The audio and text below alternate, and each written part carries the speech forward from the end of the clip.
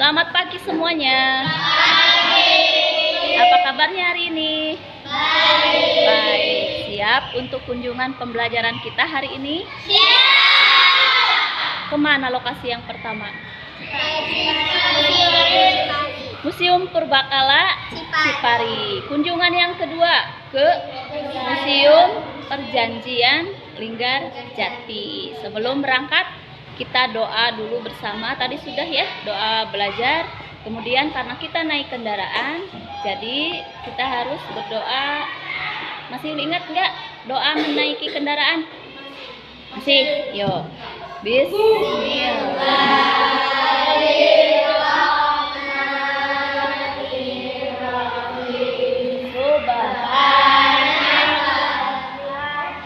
Subhanallah.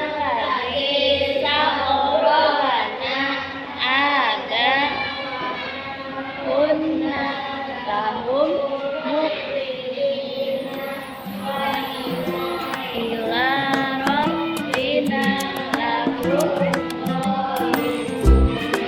Akhirnya semoga kita selamat sampai tujuan, kemudian sampai pulang kembali di sekolah ya. Bismillahirrahmanirrahim.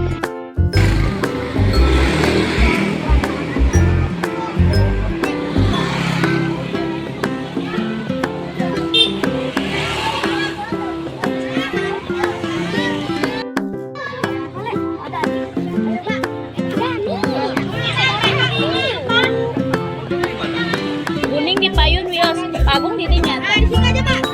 Aja yang sama tuh. Ayo, cepat.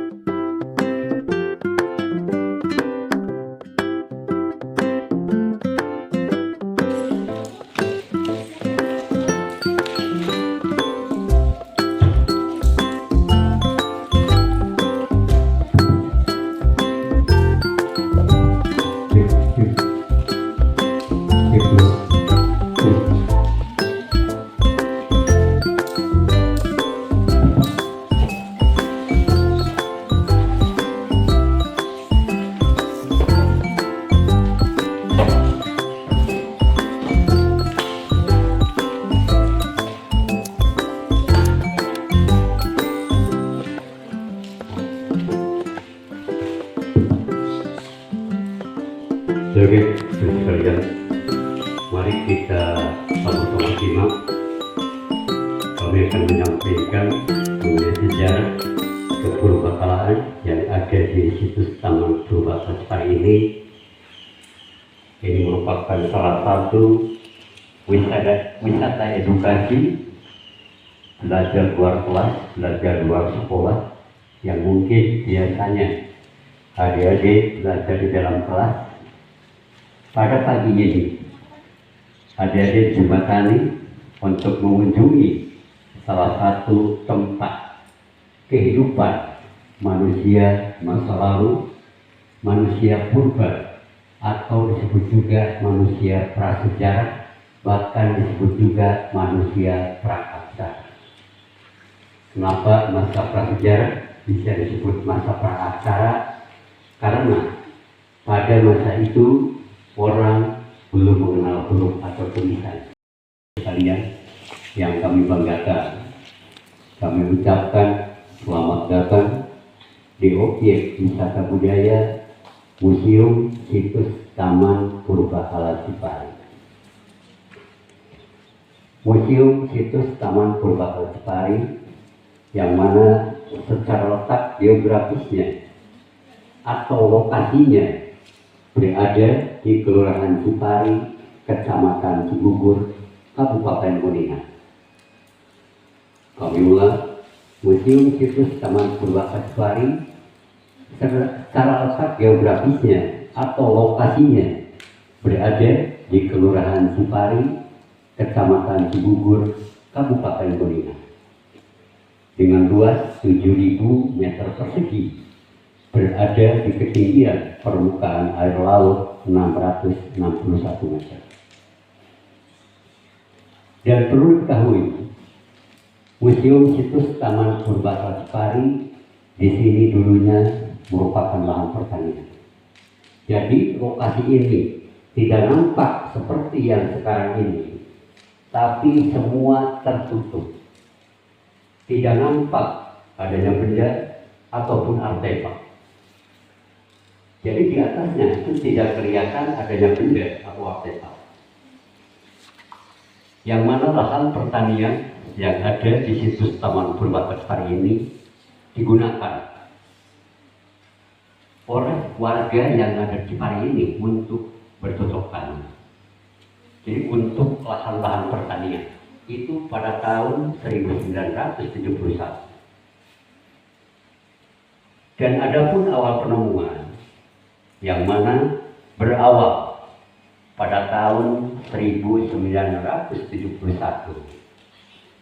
Ada salah seorang petani yang bernama Pak Wijaya.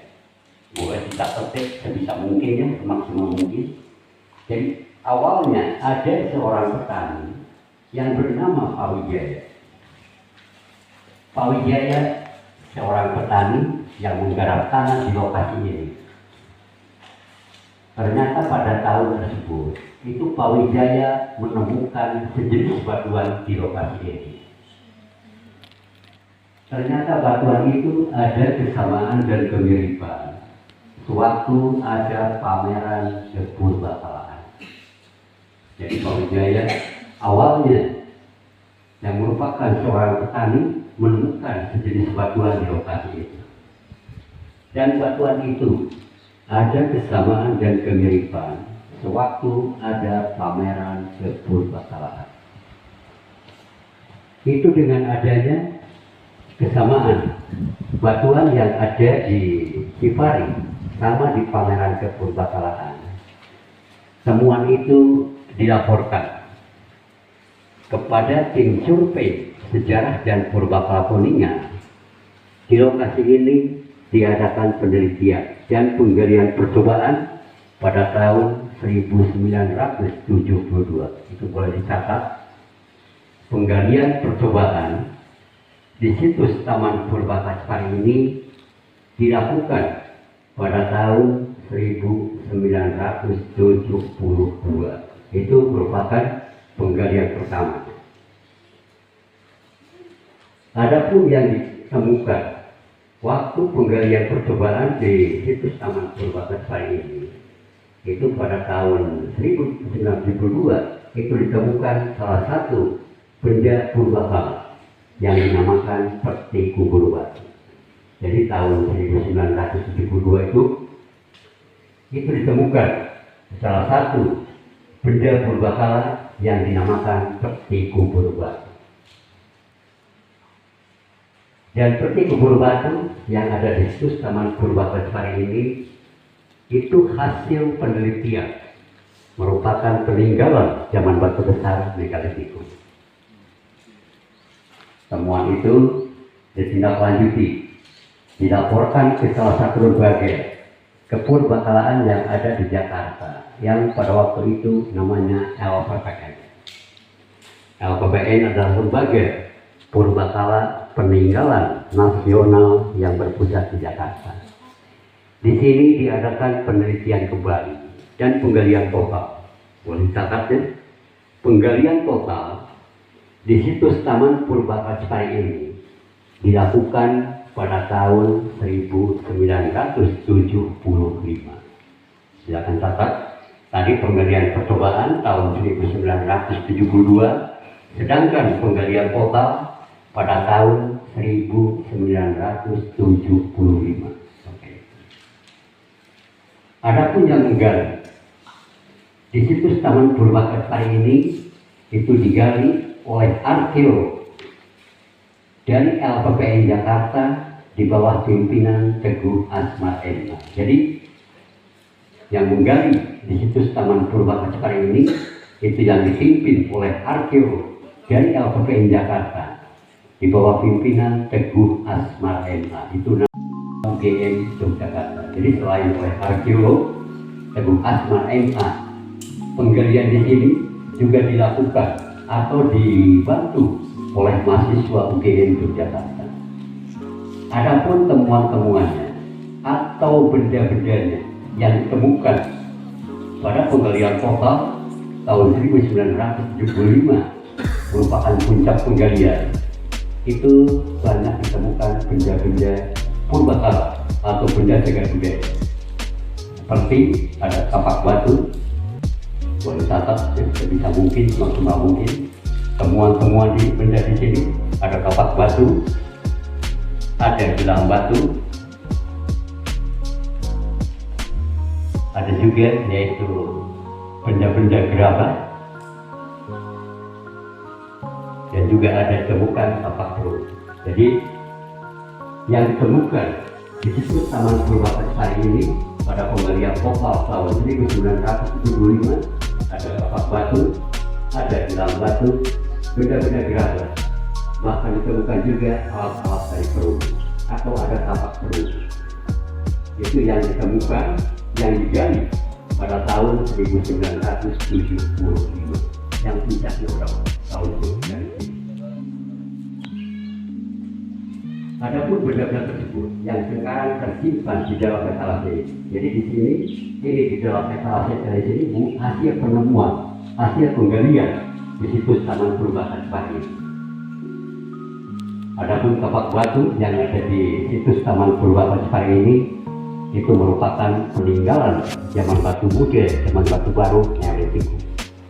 Yang mana Neolitikum masanya masa bercocok tanam. Jadi manusia di sini hidupnya tidak berburu lagi, tidak nomaden lagi, tapi ada indikasi sudah mengenal bercocok tanam atau bertani. Kalau di catatan boleh bercocok tanam, garis kiri bertani. Itu salah satu cara hidup manusia yang ada di situs Purba Kecipari. Jadi yang mana manusia purba, manusia prasejarah atau praaksara itu berbeda-beda. Ada yang berburu mengumpulkan makanan, ada yang berburu tindak lanjut. Sementara yang di Kecipari ini itu sudah mengenal bercocok tanam atau bertani. Kapak batu yang digunakan untuk alat-alat pertanian itu salah satu fungsi dari benda tersebut. Jadi fungsi dari kapak batu memang hasil penelitian ada 3. Yang pertama untuk bekal bubur, yang kedua benda upacara, yang ketiga digunakan untuk alat. Adapun alatnya sesuai dengan masanya Neolitikum, masa bercocok tanam untuk alat-alat pertanian. Lalu ada gelang batu. Di sana ada gelang batu, yang mana gelang batu yang ada di situs Taman Purba Kecipari ini digunakan untuk perhiasan. Jadi orang-orang purba yang hidup di situs Taman Purba Kecipari ini sudah mengenal adanya perhiasan. Itu dengan adanya gelang batu yang ada di etalase sana. Selain gelang batu, juga ada gerabah. Untuk namanya nanti boleh ada sambil berkeliling di syaratnya.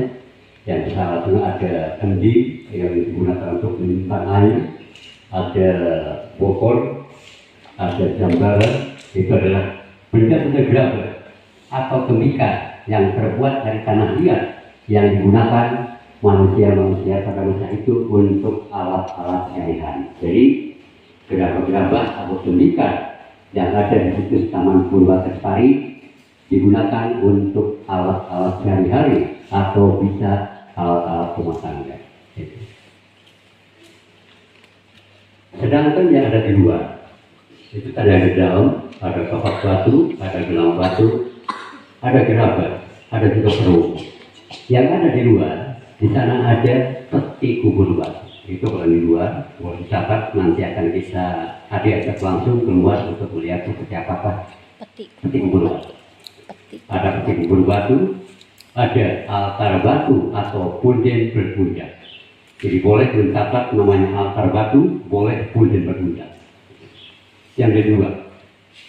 Ada lagi yaitu dolmen atau batu meja. Silakan catat. Dolmen atau batu meja itu nama benda yang kedua. Jadi tadi ada peti kubur batu, ada altar batu atau pulden berundak, ada dolmen atau batu meja. Selain dolmen dan batu meja, ada juga yang dinamakan lumpang batu.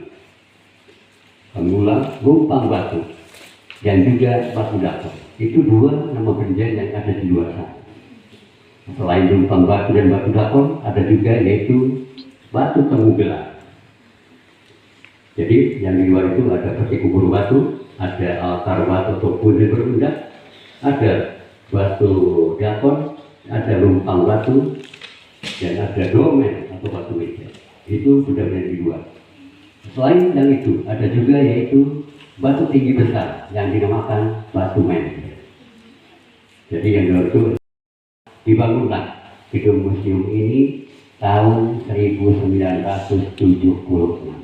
Itu mungkin perlu dicatat. Tadi penggalian pertama tahun 1972, penggalian total tahun 1975 oleh arkeolog dari LPPN di bawah pimpinan Teguh Asmar MA dan dibantu mahasiswa UGM Yogyakarta.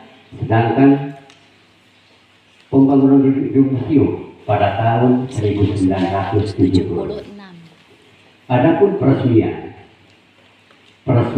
Museum Situs Taman Purbakala Cipari diresmikan pada tanggal 23 Februari 1978.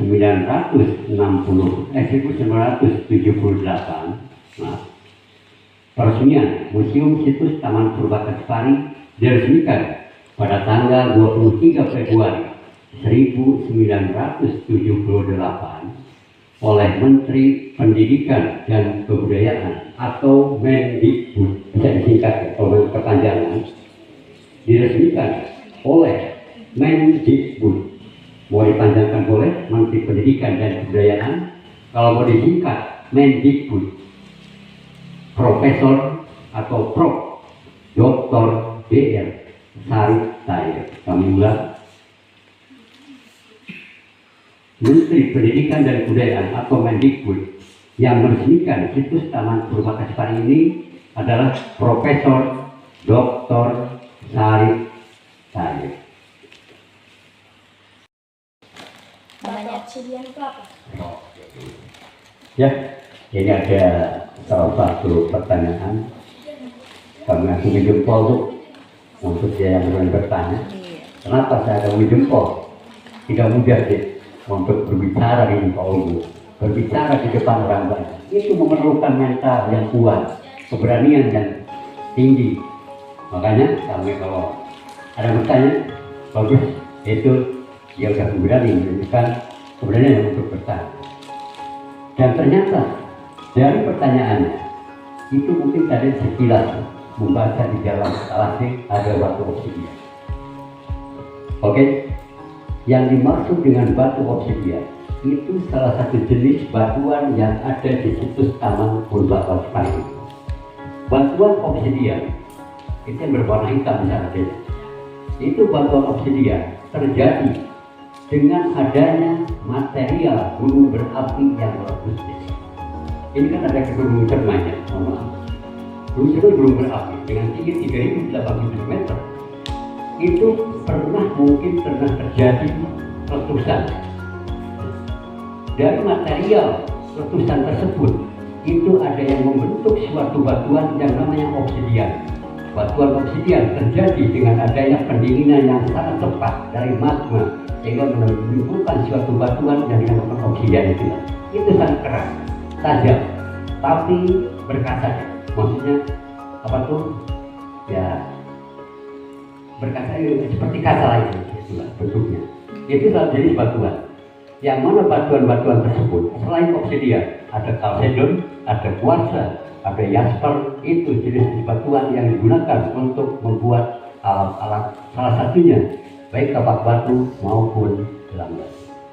Jadi kami garis bawahi obsidian salah satu jenis batuan yang terjadi dari material gunung berapi yang mengalami pendinginan yang sangat cepat sehingga menimbulkan suatu bentukan bukan batuan, itu obsidian salah satu. Oke, terima kasih. Ada lagi? Boleh? Jenis manusia purba, manusia prasejarah, besar kecil maupun cara hidupnya itu tergantung masa dan zaman, baik manusia maupun penjajah. Manusia prasejarah itu berbeda-beda. Ada jenis manusia besar yang dinamakan Meganthropus paleojapanicus. Mega itu besar, paleo tua. Japanicus Jawa merupakan manusia tertua yang ada di Pulau Jawa. Itu jenis Meganthropus japanicus yang ditemukan sangat berbeda. Lalu selain Meganthropus paleojapanicus ada juga Pithecanthropus erectus. Itu jenis manusia purba, ditambah lagi. Ada juga manusia Homo Solo yang dinamakan Homo sapiens. Ada yang ditemukan dari wajah yang dinamakan Homo sapiens.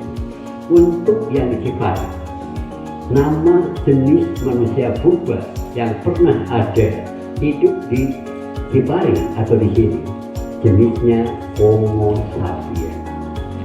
Yang dimaksud dengan Homo sapiens, Homo yang udah cerdas, udah pintar, udah maju, baik dari segi pemikiran maupun cara hidupnya. Sebab pada masa-masa Meganthropus paleojapanicus itu masih berburu dan mengumpulkan makanan dengan cara nomaden atau berpindah-pindah. Sementara yang ada di sini, jenis Homo sapiens, Homo yang sudah cerdas, sudah maju, itu sudah mengenal bercocok tanam atau bertanam, tidak berburu lagi, tidak nomaden lagi. Adapun tinggi besar, itu tadi kembali ke masa zaman. Dan maaf tadi kamu belum menyampaikan, untuk sementara di situs Taman Purwakarta ini memang belum diketemukan kerangka atau fosil manusia purba.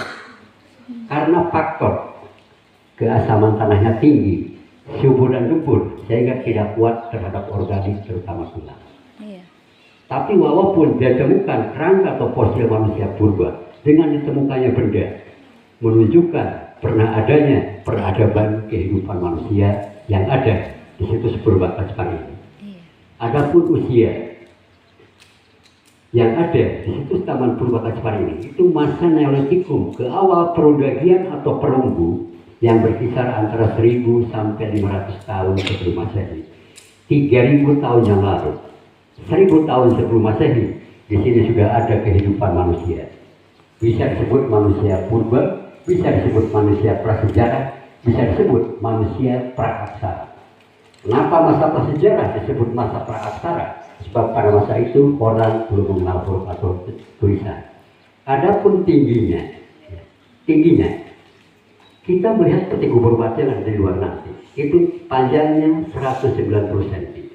Walaupun peti kubur batu panjangnya 190 cm, tapi ukuran manusianya tidak mungkin seukuran itu. Pasti ada jeda. Bisa aja 170, bisa aja 160, bisa aja 180. Jadi indikasinya, kalau melihat tingginya dengan ukuran panjang peti kubur batu yang digunakan tempat penguburan penyimpanan mayat, seukuran orang-orang Asia atau seperti salah satu Indonesia ini. Jadi ini hanya ilustrasi, diperkirakan manusia purba jenisnya diperkirakan seperti ini. Itu berdasarkan temuan-temuan dari Sangiran, dari Trinil, Mojokerto. Itu adapun jenisnya kami garis bawahi Homo sapiens, cara hidup manusia yang sudah maju atau modern. Sebab caranya berbeda-beda, yang berburu mengumpulkan makanan pada masa paling animisme dan dinamisme. Nanti kita akan bahas dua di sana berkaitan dengan bendanya. Jadi kami akan tunjukkan benda sesuai dengan fungsinya, sesuai kehidupan pada masa itu. Jadi itulah mungkin karena itu merupakan suatu gambaran tingginya kurang lebih antara 170-180 jenis manusianya Homo sapiens. Homo yang sudah cerdas, sudah pintar. Itu jenis manusia yang ada di situs Taman Purwakarta. Jadi seperti postur tubuh kita ya, orang Indonesia, postur tubuh Asia normal berarti ya. Karena ini udah maju, manusianya udah Homo sapiens. Adapun ras manusia yang ada di Indonesia, ini ada 3. kali tambahannya. Ras manusia, ada Kauposid, ada Mongoloid, ada Negroid. Kauposid, manusia dengan rambut tegak. Mongoloid, rambut kulit hitam, kulit putih, rambut lurus. Itu mata agak sedikit, itu Mongoloid. Kauposid itu manusia dengan rambut ikal, kulit sawo matang. Sedangkan Negroid, kulit hitam, rambut keriting. Itulah Indonesia intinya bagian timur. Sebenarnya itulah ras-ras yang ada di Indonesia. Berdasarkan penelitian sampai sekarang masih ada.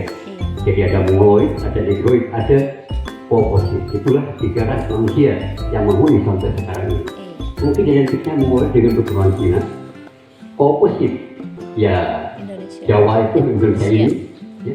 Indonesia bagian barat maupun tengah. Sementara Negroid itu Indonesia Timur, Papua itu satu. Itu semua ciri-ciri terkait. Mau bertanya? Oke. Yang dimaksud dengan kepak batu itu salah satu alat yang terbuat dari batu yang digunakan manusia prasejarah, manusia purba yang ada pada masa prasejarah. Intinya gini deh. Manusia prasejarah, manusia purba memanfaatkan, menggunakan alat atau bahan yang ada di sekitar mereka tinggal. Adanya batu dibikin dari batu, adanya tanah dibikin dari tanah, adanya tulang dibikin dari tulang, adanya logam dibikin dari logam. Benda-benda tersebut seperti yang ditemukan dari luar palsu, seperti itu, yang itu, dengan itu, semua dari batu, kepak batu, kuning muda, tapi kubur batu. Itu sebab kenapa batu itu banyak di alam. Jadi memanfaatkan untuk mengukur kehidupan sebagai alat untuk tanam salah satunya untuk itu terbuat dari batu. Terbuat dari tulang datar itu karena berbunyi itu yang menggunakan tulang datar. Itu yang digunakan terbuat dari tanah liat. Ini berapa jauh? Itu mungkin gitu. Dari logam adanya alat penunjuk. Jadi kami garisbawahi manusia dapat untuk berjalan memanfaatkan menggunakan benda atau alat membuat benda atau alat penggunaannya yang ada di sekitar mereka dari batu, dari tanah, dari tulang, dan juga dari mungkin juga salah satunya yang ada di sekitar manusia.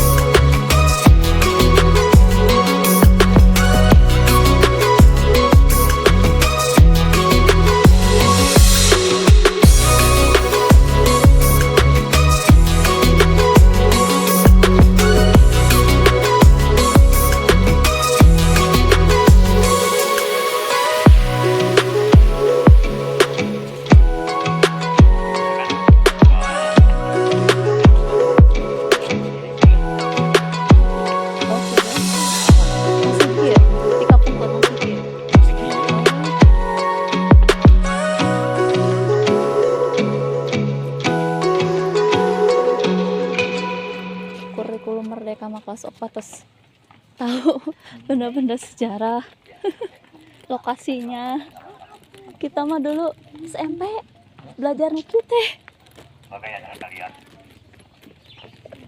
bagaimana yang tadi sudah kami sampaikan bahwa temuan yang pertama Taman Purba Lestari ini adalah peti kubur batu. Inilah deh yang dinamakan peti kubur batu. Tuh petinya seperti kubur batu ini. ini yang terbuat dari jenis batuan-batuan andesit berbentuk sirap itu tipis atau terbuat dari papan-papan batu. Seperti yang tadi kami sampaikan, manusia prasejarah, manusia purba memanfaatkan benda atau alat yang ada ketika mereka tinggal.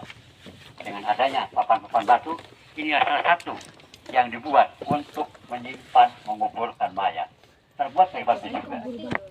Jadi peti kubur batu ini fungsinya sebagai tempat untuk penguburan penyimpanan mayat pada masa prasejarah atau praaksara, khususnya yang ada di Taman Purbakala Cipari.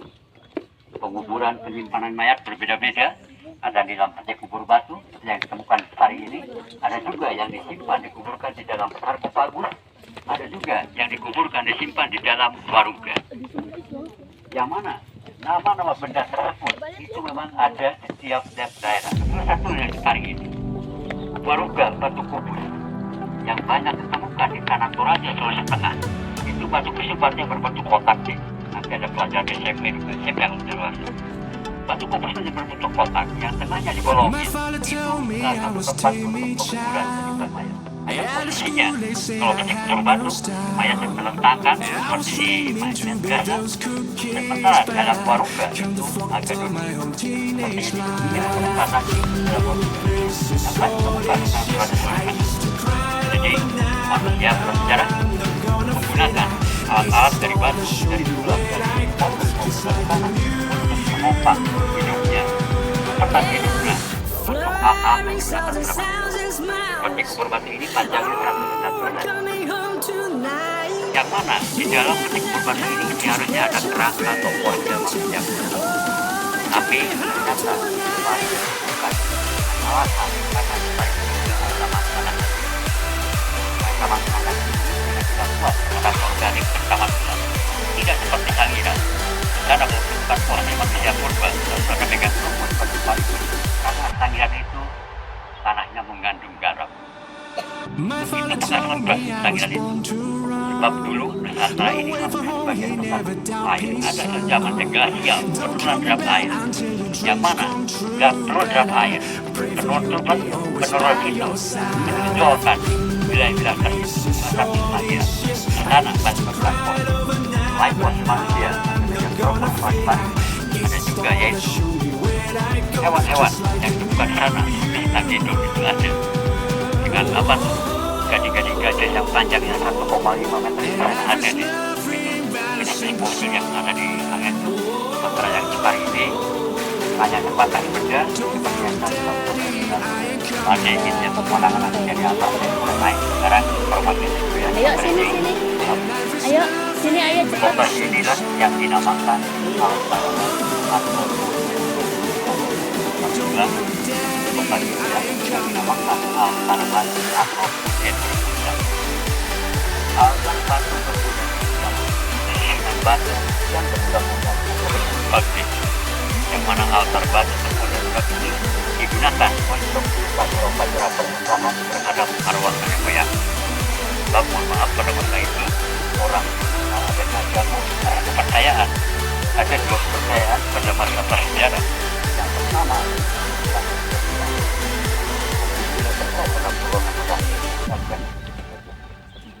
batu lebar yang di atas. Ini dah. Boleh, ayo kasih ke Bapak. Ya. Batu lebar yang di atas, yang ditopang oleh batu kecil di bawahnya. Ini yang dinamakan dolmen atau batu meja. Jadi di batu juga, ya Pak, meja juga dulu terbuat dari batu. Dolmen atau batu meja ini dah yang digunakan sebagai tempat penyimpanan Quran. Kami ulang, dolmen atau batu meja ini digunakan sebagai tempat penyimpanan Quran. Di sini ada batu yang berlubang. Ini kalau yang lubangnya banyak dinamakan batu dakon. Kami ulang, batu dakon yang lubangnya banyak. Sedangkan yang di bawah sana ada yang lubangnya satu, itu lumpang batu. Jadi kami garis bawahi, kalau yang lubangnya banyak dinamakan batu dakon, indikasinya lebih dari satu. Kalau yang lubangnya satu dinamakan batu dakon. Dua nama benda, dua bentuk benda, satu fungsi digunakan untuk menumbuk, meracik, dan merangsang. Kami ulangi, dolmen atau batu meja sebagai tempat penyimpanan sesaji, batu dakon, dan lumpang batu untuk menumbuk, meracik, dan merangsang pada masa itu. Dan altar batu ini digunakan untuk upacara-upacara persembahan terhadap arwah nenek moyang. Mari kita ke bawah sana ya. Anda sekalian, kita sekarang berada di salah satu cagar budaya peninggalan zaman batu besar megalitik. Itu besar, itu batu megalitik zaman batu besar. Lokasi inilah yang dinamakan Batu Temugelang. Batu Temugelang susunan batu yang melimpah digunakan manusia pada masa itu tempat berkumpul bermusyawarah. Nyata kehidupan manusia purba yang terjebak ini, kemajuannya bukan hanya dari segi cara hidupnya, dari segi bendanya yang sudah tadi kita sampaikan. Ternyata tradisi-tradisinya sudah sangat maju. Salah satunya cara berkumpul bermusyawarah. Semua duduk melingkar di tempat ini dengan cara berkeliling, dan untuk yang di tengahnya biasanya untuk orang yang dituakan. Sebab yang namanya itu berkelompok pasti ada yang dituakan, ada ketuanya. Kita ambil contoh masa lalu, sambungkan dengan masa sekarang. Dalam satu kelompok, seperti dulu ada ketuanya yang dituakan. Sekarang ada di dalam kelas. Dalam satu kelas,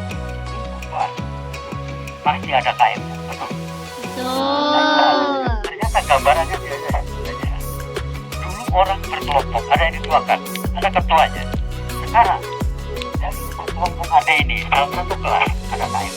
Guru-guru ada ketua sekolah. Itulah mungkin gambaran masa lalu kalau kita kaitkan. Cara bermusyawarah ada kaitan dengan itulah kegotong royongan, suatu lingkup tempat yang ramah, satu kelompok menunjukkan gotong royong hidup yang kadang-kadang masih jelas, yang ternyata sudah ada sejak masa prasejarah. Hanya yang bedakan masa prasejarah belum mengenal agama, masa kepercayaan, dan sekarang dengan adanya agama jelas menunjukkan cara-cara hidup maju itu ternyata bisa dilihat dari cara hidup maupun benda-benda yang ditemukan. Sedangkan manusia purba yang ada di Cipari ini sudah mengenal adanya kepercayaan animisme. Itu percaya terhadap roh nenek moyangnya. Batu menhir yang di atas sana. Batu menhir adalah batu tegak kasar yang disimpan manusia di tempat yang agak tinggi atau berbukit. Itu difungsikan untuk pemujaan terhadap arwah nenek moyangnya. Itu satu kepercayaan yang ada pada masa prasejarah atau prasaksara, khususnya yang ada di situs Taman Purbakala Cipari. Dan secara garis besar, Museum Situs Taman Purbakala Cipari ditemukan pada tahun 1972 dan merupakan penggalian percobaan yang digali oleh tim survei sejarah dan Purbakala Kuningan. Lalu penggalian total tahun 1975 oleh arkeolog dari LPP Jakarta di bawah pimpinan Teguh Asmar MA dan dibantu mahasiswa UGM Yogyakarta. Tahun 1976 pembangunan gedung museum, dan tepatnya pada tanggal 23 Februari 1978 Museum Situs Taman Purbakala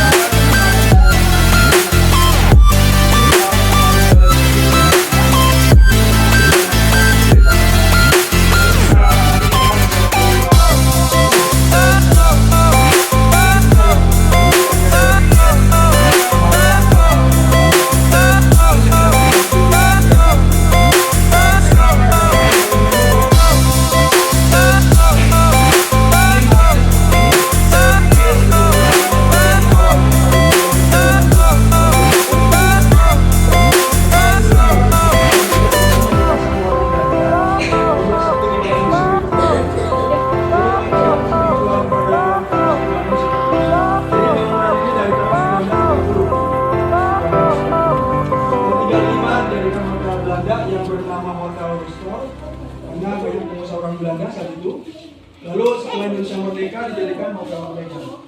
Jadi salah satu alasan dikirim kuningan di sini tahun 46 diberi statusnya hotel. Dan tahun 48 sampai 50 dipakai markas Belanda edisi kedua. Lalu tahun 50 sampai 75 gedung ini terlantar. Mebelnya kosong, udah semuanya kosong. Cuman saat kosong dimanfaatkan untuk sekolah rakyat. Jadi dipakai sekolahan. Kalau sekarang SD ya, 25 tahun itu digunakan untuk sekolah rakyat. Tahun 76 baru mengalami renovasi dan dijadikan museum sampai sekarang. Nah itu urutannya ya. Nah, mari kita lihat ke ruangannya sebelah sana. Ini ruangan kita, yang ini bersama dari kita. Dan nanti hanya piano kursi depan. Ada yang di sini dulu. Jadi ini ruang kita atau ruang pembelajaran. Lalu di sini ada kamar tidur pada dari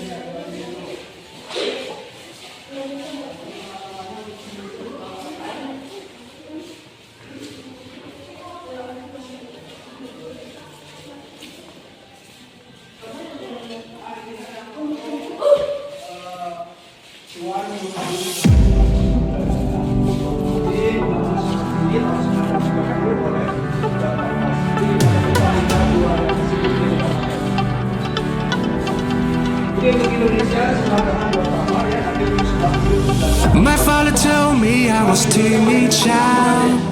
At the school they said I had no style. I was dreaming to be those cool kids, but I can't afford my own teenage life. Now life in many places so delicious. I used to cry overnight, but now I'm not gonna fit out. It's a star that show me where I go, just like a new you were. And I'm fluttering sounds and smiles. Oh, we're coming home tonight. You never know how to express your feeling, don't you? Oh, we're coming home tonight.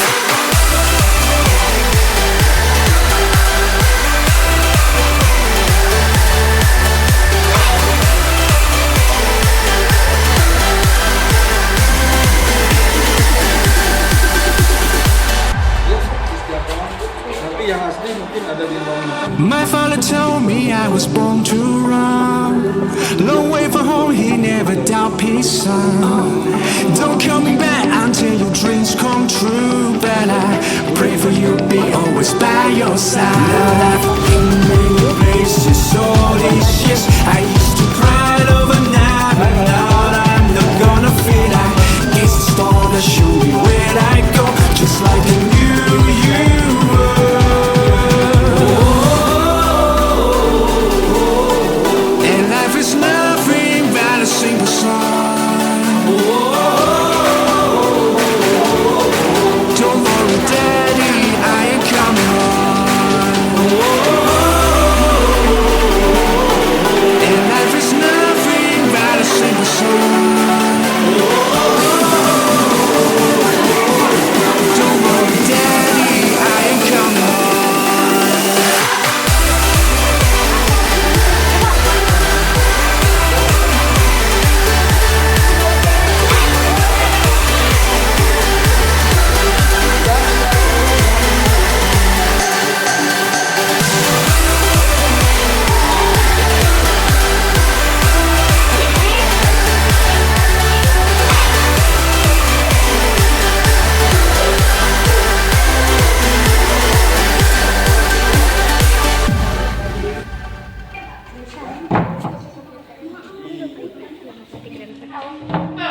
Ini ruang makan keluarga Tuan Pak Kos pemilik gedung ini. Cuman sekarang dipakai tempat menyimpan mebel yang asli ya. Jadi yang asli itu hanya yang tadi 20%, kursi depan piano yang ada di sini dari ruang makan. Nah, sudah kita ke ruang sebelah utara. Sabar.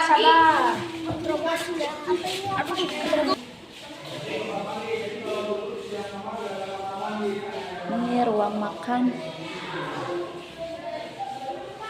Walaupun hanya 20% keasliannya,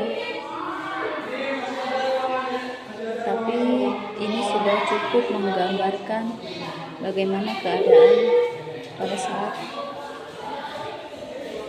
waktu itu perjanjian terjadi. Ya, masih antik dengan ukiran yang khas. Ini alat-alat makan orang-orang dulu udah mulai modern.